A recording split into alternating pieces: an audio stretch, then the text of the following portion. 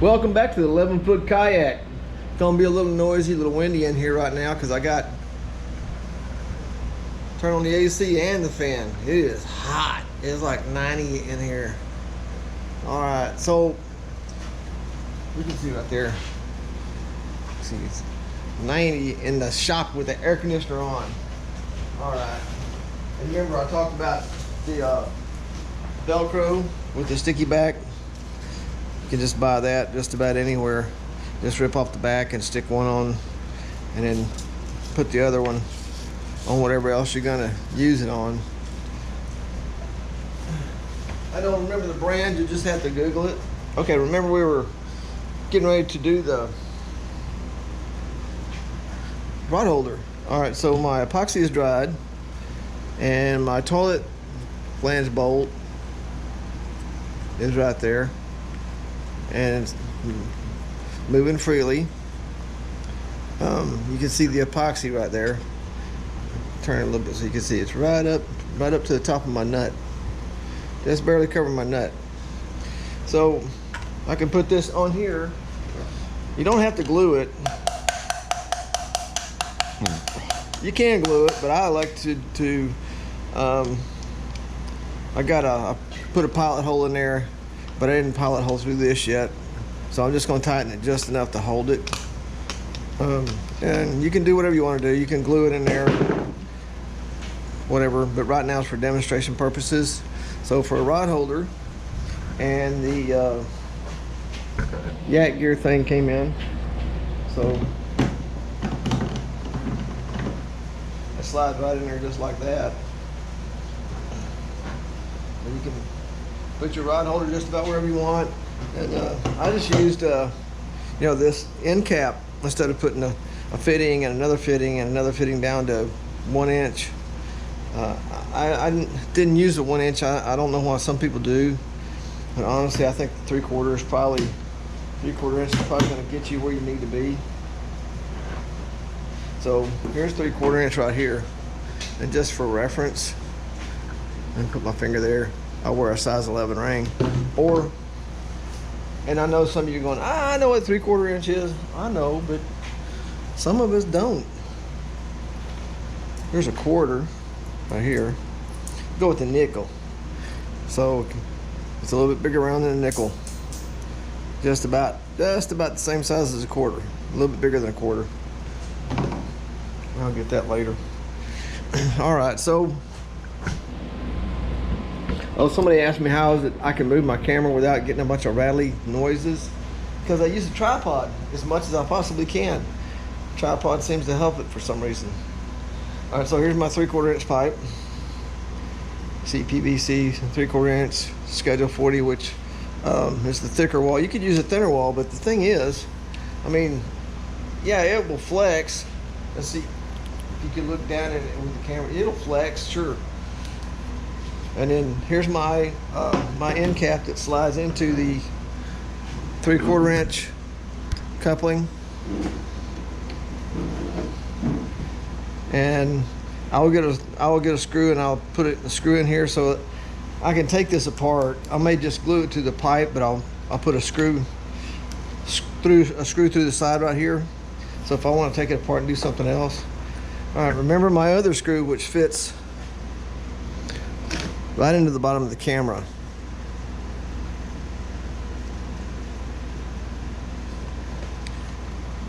And then put on your coupling. Now you could do this with a threaded piece here and here. So there's your camera holder. I'm gonna tilt the camera way up. I don't know if you'll be able to see this all the way up here.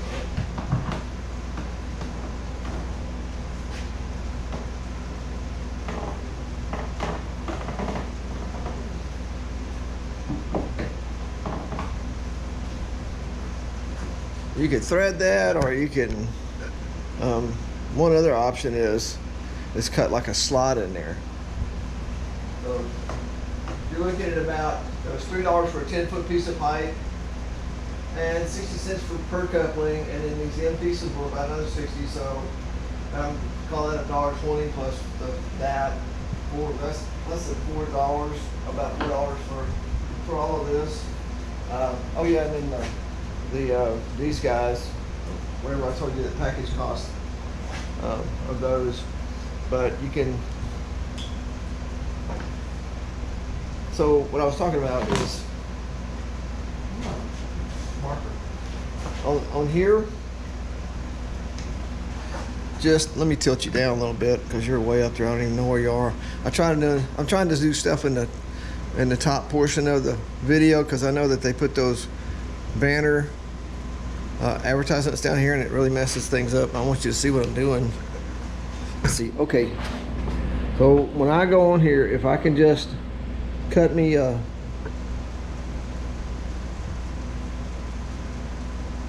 a hole, something like that, which shouldn't be hard and it doesn't have to be perfect, but if it's enough to where, let's say that, there we go, let's say that the camera's in here, and you're gonna have to measure, and I probably have to cut that higher, but you have like a slot there and put the screw in there, that way you can turn the camera that much. Or like, again, you can use a threaded one, but I usually don't fiddle with my cameras too much. I don't do a lot of excessive zooming. People don't realize that, you know, when you zoom in something, it probably looks great to you, but somebody else watching it, I want to try not to make y'all seasick or dizzy. So, let's see.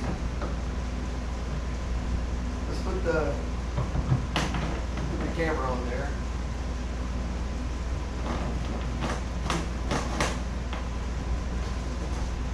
So you'd have a rod holder there and a camera. You could put, I would say get like not maybe a 45 but a 22.5 degree to where it just kind of leans forward a little bit. But with the GoPro, it's got a big field of view, so you might want to do, you know, use it before you tinker with it. So here's where I got my gear track, was from these guys. They had a nifty little logo, and there was Black Hall Outfitters. I had to pay for this. They didn't send it to me or give me any discounts or anything. They don't even know that I'm doing this video. And it came with the screws for your kayak. You know, it doesn't have the pointy ends. So I'm saving those for my store-bought kayak. And on this one, I just used these stainless steel screws that I build the teardrop campers with and things like that. The pointy ones, because it's going to be in here. It's not going to be, you know, you're not going to cut yourself. But I can, you know, you can adjust that you can do just about whatever you want to do with it. And with that bigger, flatter base, and I didn't put, this is like 2, 4, 6. You could put like 2, 4, 6, 8, you got 10 screws in there, but I figured 6 of them would be enough, because if I catch a fish that big, he's gonna rip it right out of the foam anyway. And that piece of plywood that's in here goes from here to about here. It's only about that wide. So there's my camera holder and my rod holder. Oh, and this was about $5 for this piece and about $1.50 for that. So I'm into a rod holder for $6.50 plus whatever, a screw is probably 5 cents. So about $6.50 for that. If you, again, I'm not getting nothing out of these, but I might call these guys and say, yeah, y'all give me some free stuff. They'll probably go, hey, no, why don't you pay me some cash for my stuff? But anyway, if you're a fisherman like me, you want to help your fellow anglers out. And where'd you get that? How much did you get it for? Did I pay too much? Or, you know, what's a good price? If you, let's say you know where you want this to be at, you just tighten that down. And then remember, don't put it like that. You could put it like that, but it doesn't look as good. Like, put it right here like this. So and have it angled out a little bit like that. And probably it'd be a good idea to find something with a thumb screw on it.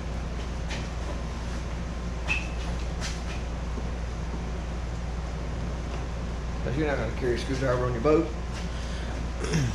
Yeah, a thumb screw might not be a bad idea.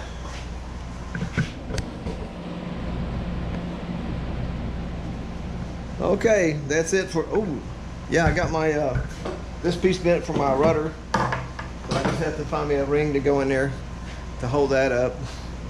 And I guess that about covers it for today. And there's my little homemade kayak. Not bad for, I guess with everything, probably about 210 bucks now. And I already had the crate, already had the paint. And I may put another coat of paint on it here, just to make sure it's protected. So, do me a favor and do that thumbs up. And leave a comment, ask a question, make a statement. It's my first time. Oh wait, I built the 8-foot dinghy and it worked out really good. I was so pleased with it. I thought I'd try this, and so far, at first I thought this was going to be a dog, but I'm pleased with it so far. And if I get it out in the water and it just really performs good, then maybe I'll put fiberglass on it so it can't get beat up. And if I fiberglass it, that means I could hollow out and put in storage in there.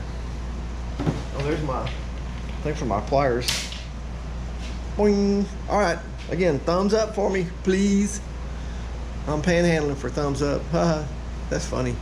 All right, thank y'all. I'll see you on the next segment of the 11-foot foam and fabric kayak.